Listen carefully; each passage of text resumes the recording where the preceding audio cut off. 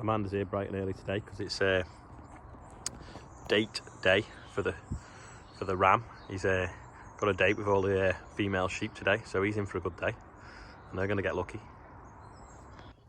So he's come all the way from Ingleton on a date with how many sheep? 14 sheep today. Lucky guy. So it's day 193 or whatever. We loaded a load of wheat this morning. Bit of a drama went on with it. So I flew down to the mill. So see this video that's now going viral on Twitter. So behind me now is a pile of milling wheat, about 29 tonnes. I've just been charged £13 a tonne for it to go to Manchester and back. So that's nearly 400 quid because apparently it's got ergot in it. So ergot is like a little tiny fungus that you can actually see clearly visible to the naked eye.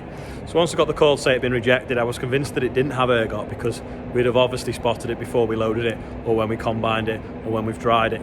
So I thought, right, there's something going on here. So I drove straight to the mill and demanded a sample. The mill were very surprised to see me because this doesn't normally happen.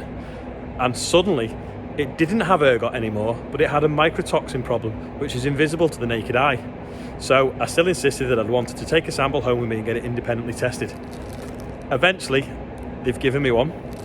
So now I'll get it independently tested, despite it already being tested before it was sent to them to say that there was no problems with the mycotoxins.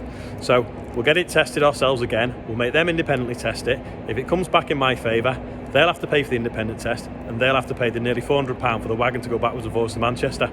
But it suggests to me that the reason they didn't want it was because the bins were full at the mill, and that's why they rejected also the wagon behind it that come from another destination, and also why they were buying what they were calling lower grade milling wheat, because what they're basically doing is they're going to, for every 10 load they buy, they'll just pick the 3 best, and it's a cheap way of buying full spec milling wheat.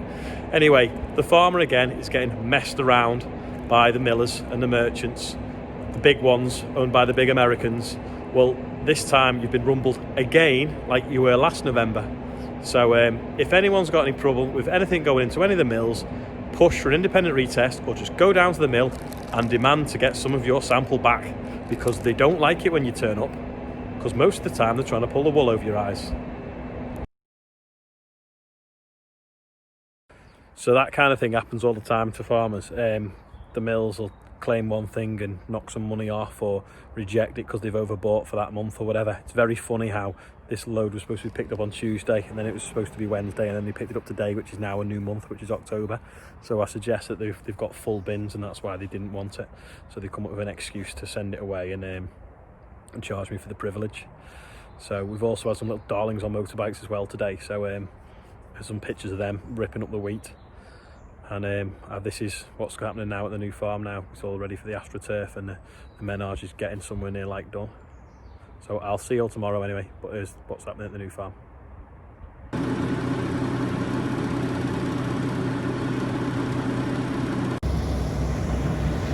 Is that paddock taking shape? Gravel all down now.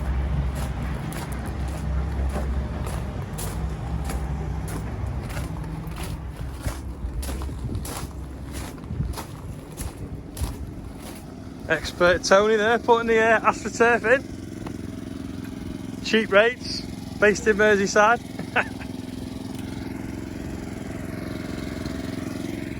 Nice view when they're all seeded with grass.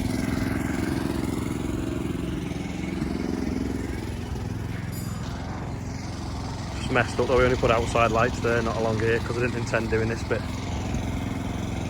Bit of landscaping there with the fast track.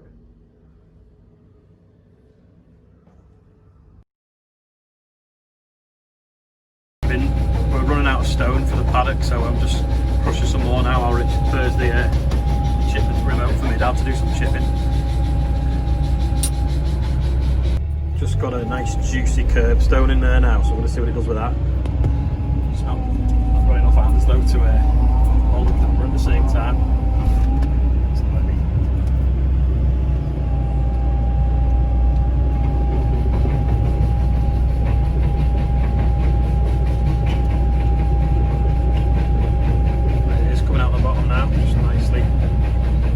It's a nice white stone.